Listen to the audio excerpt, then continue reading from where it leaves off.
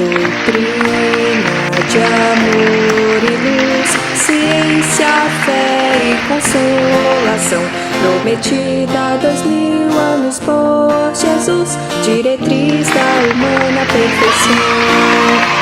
Irmãos, é a doutrina espírita, imensa esperança do porvir, marchar ao clarão. Olá, queridas crianças do meu coração!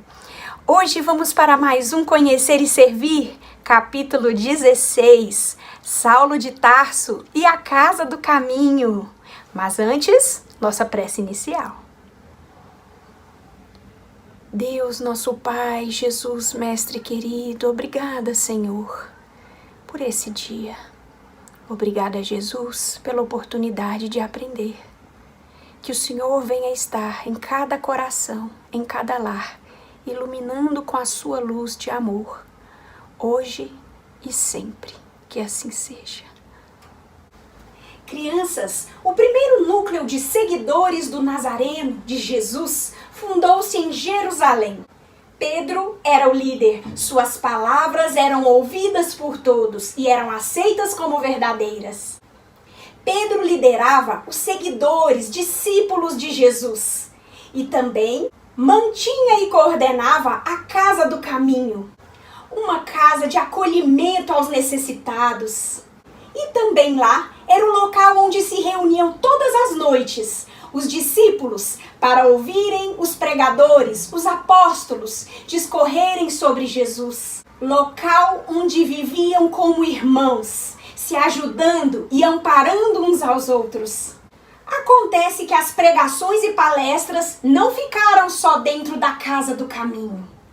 Após Felipe pregar sobre Jesus para os samaritanos, Simão, João e outros passaram a levar a doutrina do Cristo para além do judaísmo. Mas essa expansão da mensagem de Jesus foi tímida, até aparecer em cena Paulo de Tarso. Foi graças a esse batalhador incansável que quase todo o mundo daquela época pôde conhecer sobre Jesus. Mas antes de falarmos de Paulo de Tarso, é necessário ouvirmos sobre Estevão e sobre Saulo de Tarso. Então vamos à história? Estevão, antes de ser chamado de Estevão, se chamava Gesiel. Após a morte do seu pai em Corinto, o Gesiel foi vendido como escravo e trabalhou nas galeras. Lá, ele curou um romano de bom coração que esteve muito doente. Agradecido, esse romano o salvou daquela vida de escravidão. Gesiel, entretanto, também adoece, mas foi acolhido e cuidado na Casa do Caminho por Pedro e, posteriormente, se converteu ao cristianismo de todo o seu coração e se tornou um fiel seguidor e pregador de Jesus. E ali Gesiel se tornou Estevão, que é seu nome de cristão, um discípulo que arrebatava os corações das multidões para Jesus, com suas palavras carregadas de verdade e amor. Estevão tinha dois objetivos na vida. Servir a Jesus era o primeiro deles, mas o seu outro desejo era reencontrar sua irmã, Abigail. Saulo de Tarso era filho de uma tradicional família de fariseus. Era possuidor de inúmeras caravanas de camelos e tinha uma vida dedicada aos estudos e à preparação para alcançar altas posições na sociedade judaica da qual fazia parte. Fiel às leis de Moisés, Saulo achou que a doutrina do Cristo era uma doutrina de arruaceiros que vinha destruir sua religião e afrontar as leis de Deus.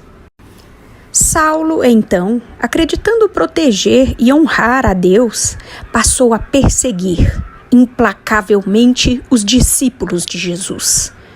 Passou a perseguir e aprisioná-los. Foi nesse período que Saulo, ao conhecer o pregador Estevão, que arrebatava o coração das multidões para o Cristo, determinou que ele seria lapidado, ou seja, apedrejado até a morte.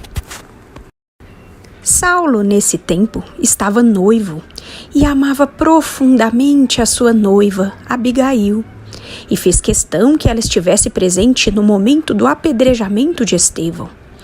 Mas acontece que Abigail, ao chegar ali, naquele triste dia, viu que o homem que iria morrer era seu irmão querido, Gesiel, que agora era conhecido como Estevão. Meu Deus, que tristeza, que choque para Abigail. Mas antes de morrer o seu irmão Gesiel, o Estevão, ele disse a Abigail que perdoasse seu noivo e que os dois vivessem em paz. Abigail, depois de tudo isso, adoece gravemente e se torna cristã, assim como seu irmão Gesiel. E antes de morrer, ela aprende a amar profundamente a Jesus, que a ensina sobre perdão, sobre renúncia, sobre fraternidade, através de Ananias, seu servo e discípulo. E então ela desencarna. Saulo não aceita que sua amada Abigail também tenha se convertido ao cristianismo. Requisita então poderes ao Sinédrio para ir a Damasco prender Ananias, que converteu Abigail ao cristianismo, essa doutrina que ele acreditava ser absurda e contrária às leis de Deus. Após 3 dias viajando junto a soldados, no lombo de animais, de Jerusalém para Damasco, num dado momento Saulo se sente envolvido por luzes diferentes, como luzes do sol. Sente o ar faltar. Sente uma pressão enorme sobre si. Quer pedir socorro aos companheiros que com ele viajavam, mas não consegue sequer vê-los. Jacó, Demétrio, socorram-me! Grita. Mas a confusão dos sentidos lhe tira o equilíbrio.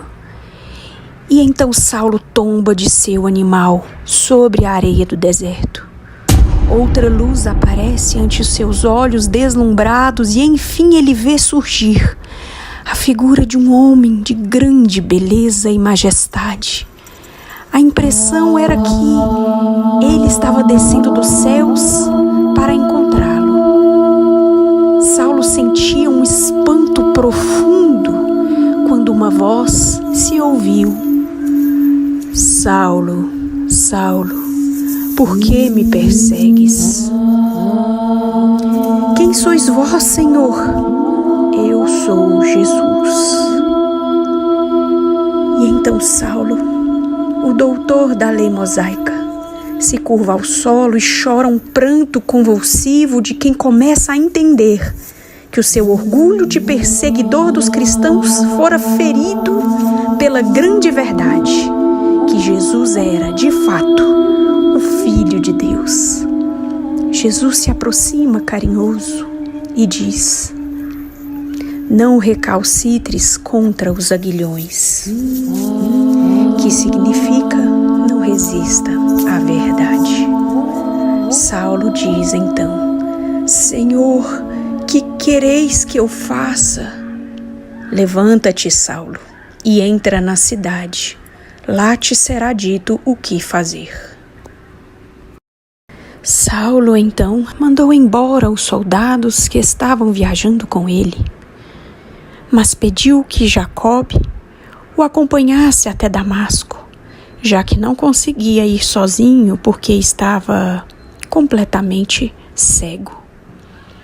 Esse foi o momento da conversão de Saulo de Tarso, que passou de perseguidor dos cristãos a um fiel seguidor de Jesus, e o início de sua profunda transformação e grande jornada.